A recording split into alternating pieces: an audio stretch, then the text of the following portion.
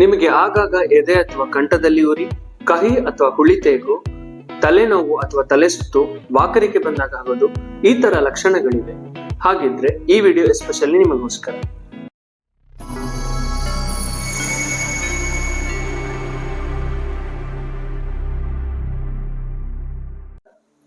ನಮಸ್ಕಾರ ವೀಕ್ಷಕರೇ, ನಾನು ಡಾಕ್ಟರ್ ಸುಹಾಸ್.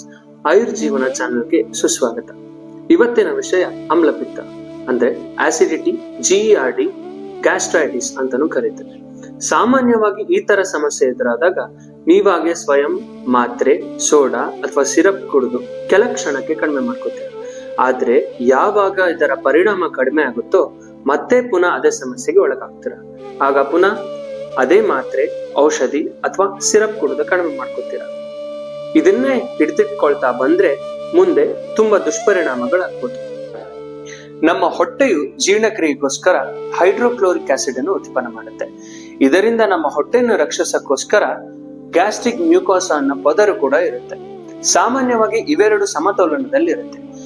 ಯಾವಾಗ ನಮ್ಮ ಹೈಡ್ರೋಕ್ಲೋರಿಕ್ ಆಸಿಡ್ ಕಡಿಮೆ ಪ್ರಮಾಣದಲ್ಲಿ ಉತ್ಪನ್ನಗೊಳ್ಳುತ್ತೋ ಹಾಗೆ ಗ್ಯಾಸ್ಟ್ರಿಕ್ ಮ್ಯೂಕೋಸಾ ಹೆಚ್ಚಿನ ಪ್ರಮಾಣದಲ್ಲಿ ಇರುತ್ತೋ ಆಗ ನಮ್ಮ ಜೀರ್ಣಶಕ್ತಿ ಕಡಿಮೆ ಆಗುತ್ತೆ.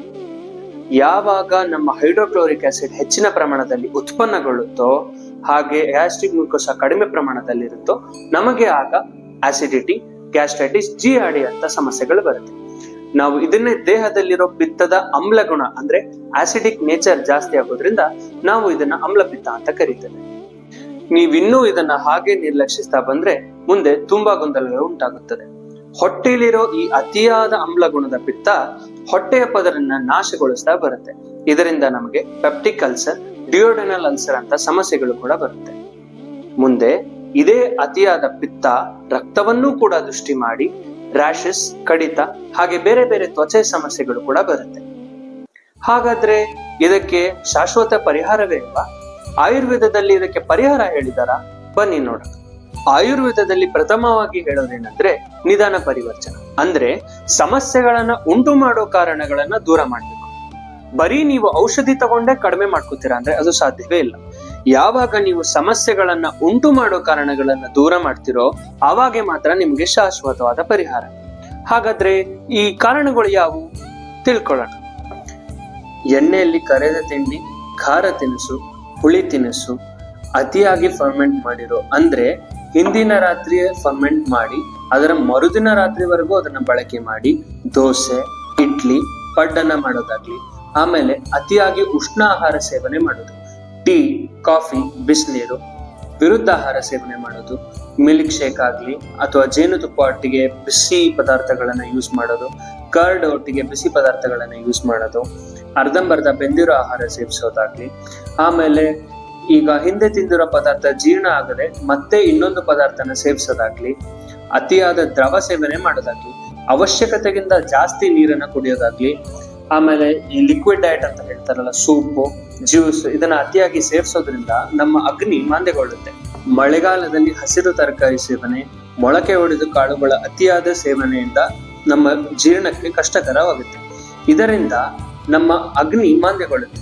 ಆಚಾರ್ಯ ಚರಕರು ಹೇಳ್ತಾರೆ, ಶಮ ಪ್ರಕೋಪೋ ದೋಷಾಣಂ ಸರ್ವೇಶಾಂ ಅಗ್ನಿ ಸಂಶಿತೋ ತಸ್ಮಾತ್ ಅಗ್ನಿಂ ಸದಾ ರಕ್ಷೆ ನಿಧಾನಾನಿ ಚ ವರ್ಚಯತಿ. ಅಂದ್ರೆ ಒಂದು ದೋಷ ಕೋಪನಗೊಳ್ಳೋದಾಗ್ಲಿ, ಒಂದು ದೋಷ ಶಮನಗೊಳ್ಳೋದಾಗ್ಲಿ ಎರಡೂ ಕೂಡ ಅಗ್ನಿ ಮೇಲೆ ಅವಲಂಬಿತವಾಗಿರುತ್ತೆ. ಆದ್ದರಿಂದ ನಾವು ಅಗ್ನಿನ ಸದಾ ರಕ್ಷಣೆ ಮಾಡ್ಬೇಕು, ಹಾಗೆ ಅದನ್ನ ಸಮಸ್ಯೆ ಮಾಡುವಂತ ಕಾರಣಗಳನ್ನ ದೂರ ಮಾಡ್ಬೇಕು ಅಂತ. ಇನ್ನು ನಿಮ್ಮ ದಿನಚರಿಯಲ್ಲಿ ತಿಂದ ತಕ್ಷಣ ಸ್ನಾನ ಮಾಡೋದು, ತಿಂದ ತಕ್ಷಣ ಮಲಗೋದು, ಆಮೇಲೆ ತುಂಬಾ ದಿನಗಳ ತನಕ ರಾತ್ರಿ ಜಾಗರಣೆ ಮಾಡೋದು. ಈ ರಾತ್ರಿ ಜಾಗರಣೆ ಮಾಡೋದ್ರಿಂದ ನಿಮ್ಮ ವಾತ ಮತ್ತೆ ಪಿತ್ತ ಎರಡೂ ಕೂಡ ವೃದ್ಧಿ ಆಗುತ್ತೆ. ಇದರಿಂದ ತುಂಬಾ ಜನಕ್ಕೆ ಬೆಳಗ್ಗೆ ಎದ್ದ ತಕ್ಷಣ ಆಸಿಡಿಟಿ ಪ್ರಾಬ್ಲಮ್ ಕೂಡ ಬರುತ್ತೆ. ಆಮೇಲೆ ಒಂದಿಷ್ಟು ಕೆಟ್ಟ ಚಟಗಳು, ಈ ಸಿಗರೇಟ್ ಆಗ್ಲಿ, ಟೊಬ್ಯಾಕೋ ಆಗ್ಲಿ, ಆಲ್ಕೋಹಾಲ್ ಆಗ್ಲಿ ಇತ್ಯಾದಿಗಳು. ಇನ್ನು ಋತು ಪ್ರಕಾರ, ಶರತ್ ಋತು ಅಂದ್ರೆ ಆಟಮ್ ಸೀಸನ್ ನಲ್ಲಿ ಪ್ರಾಕೃತವಾಗಿ ಪಿತ್ತ ಪ್ರಕೋಪಗೊಂಡಿರುತ್ತೆ. ಇನ್ನೂ ನೀವು ಅದನ್ನ ಪ್ರಕೋಪಗೊಳಿಸೋ ಕಾರಣ ಮಾಡೋದ್ರಿಂದ ಅದು ನಿಮ್ಮಲ್ಲಿ ಸಮಸ್ಯೆನ ಉತ್ಪನ್ನ ಮಾಡುತ್ತೆ.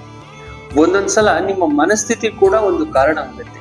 ಚಿಂತೆ, ಕ್ರೋಧ, ಭಯ, ಒತ್ತಡ ಮುಂತಾದವುಗಳು. ಕೆಲ ಜನಕ್ಕೆ ಈ ಕಾರಣಗಳನ್ನು ದೂರ ಮಾಡೋದ್ರಿಂದಾನೇ ಪರಿಹಾರ ಸಿಗುತ್ತೆ. ಯಾವುದೇ ಔಷಧಿಗಳ ಅವಶ್ಯಕತೆ ಇರಲ್ಲ. ಇನ್ನು ಕೆಲ ಜನಕ್ಕೆ ಔಷಧಿಗಳ ಅವಶ್ಯಕತೆ ಇರುತ್ತೆ. ಆಗ ನೀವು ವೈದ್ಯರ ಸಲಹೆ ತಗೊಂಡು ಇದನ್ನ ಪರಿಪಾಲನೆ ಮಾಡಬಹುದು. ಆಯುರ್ವೇದದಲ್ಲಿ ದೇಹದ ಪ್ರಕೃತಿಗೆ ತಕ್ಕಂತೆ ಔಷಧಿ ಕೊಡ್ತಾರೆ. ಇದರಿಂದ ನಿಮ್ಮ ಸಮಸ್ಯೆ ಇನ್ನೂ ಬೇಗ ಗುಣ ಆಗುತ್ತೆ. ಈ ಸಮಸ್ಯೆಗೆ ಮನೆಮದ್ದು ಏನಂತ ಹೇಳಿದ್ರೆ, ಆಯುರ್ವೇದದ ಪ್ರಕಾರ ಪಿತ್ತವನ್ನ ಕಡಿಮೆ ಮಾಡೋ ಪದಾರ್ಥಗಳನ್ನು ಕೂಡ ಇಲ್ಲಿ ಸೇವಿಸಬಹುದು. ಕಷಾಯ ರಸ, ಸಿಹಿ ಕಹಿ ಪದಾರ್ಥಗಳನ್ನ ಬಳಕೆ ಮಾಡೋದು, ದಿನನಿತ್ಯ ಆಹಾರದಲ್ಲಿ ಹಾಲು ತುಪ್ಪದ ಬಳಕೆ ಮಾಡೋದ್ರಿಂದ ಪಿತ್ತವು ಸಮತೋಲನದಲ್ಲಿರುತ್ತೆ.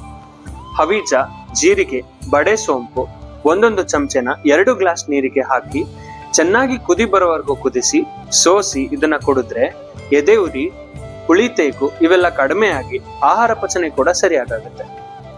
ಬೆಟ್ಟದ ನೆಲ್ಲಿಕಾಯಿ, ದಾಳಿಂಬೆ, ಖರ್ಜೂರ, ದ್ರಾಕ್ಷಿ, ಪಪಾಯ ಹಣ್ಣು, ಮೂಲಂಗಿ, ಹೆಸರು ಕಾಳು, ಪಡವಲ್ಕಾಯಿ ಕೂಡ ಪ್ರಯೋಗ ಮಾಡಬಹುದು. ಶುಂಠಿ ಚೂರ್ಣವನ್ನ ನೀವು ತುಪ್ಪದ ಜೊತೆ ಬೆಳಗ್ಗೆ ತಗೊಂಡ್ರೆ ನಿಮ್ಮ ಜೀರ್ಣಶಕ್ತಿಯನ್ನು ಕೂಡ ಹೆಚ್ಚಿಸಿ ಸಮಸ್ಯೆಯನ್ನ ತಡೆಗಟ್ಟೋಕೆ ಸಹಾಯ ಮಾಡುತ್ತೆ. ಮನಸ್ಸು ಕೂಡ ಈ ಸಮಸ್ಯೆಗೆ ಒಂದು ಕಾರಣ ಅಂತ ಹೇಳಿದೆ. ಹಾಗಾಗಿ ಮನಸ್ಸನ್ನ ಶಾಂತವಾಗಿಟ್ಕೊಳ್ಳೋದು ಮುಖ್ಯ. ಇದು ಕೂಡ ಶರೀರದ ದೋಷಗಳನ್ನ ಸಮತೋಲನದಲ್ಲಿಡೋಕೆ ಸಹಾಯ ಮಾಡುತ್ತೆ. ಪ್ರಾಣಾಯಾಮ, ಮೆಡಿಟೇಷನ್ ಹಾಗೆ ಇಷ್ಟವಾಗೋ ಕೆಲಸಗಳಾಗ್ಲಿ ಮನಸ್ಸಿಗೆ ನೆಮ್ಮದಿ ಸಿಗೋ ಅಭ್ಯಾಸಗಳನ್ನ ಮಾಡ್ತಾ ಇರ್ಬೇಕು. ಕೊನೆಯದಾಗಿ ಈ ಆಮ್ಲಪಿತ್ತದ ಲಕ್ಷಣ ಪ್ರಾರಂಭಗೊಳ್ತಿದ್ದ ಹಾಗೆ ಸೂಕ್ತ ಪರಿಹಾರ ಕಂಡುಕೊಳ್ಳಿ. ನಿಮ್ಮ ದಿನಚರಿಯನ್ನ ಸರಿ ಮಾಡ್ಕೊಳ್ಳಿ. ಈ ವಿಡಿಯೋ ನಿಮ್ಗೆ ಇಷ್ಟ ಆದಲ್ಲಿ ಲೈಕ್, ಶೇರ್, ಸಬ್ಸ್ಕ್ರೈಬ್ ಮಾಡಿ. ಧನ್ಯವಾದಗಳು.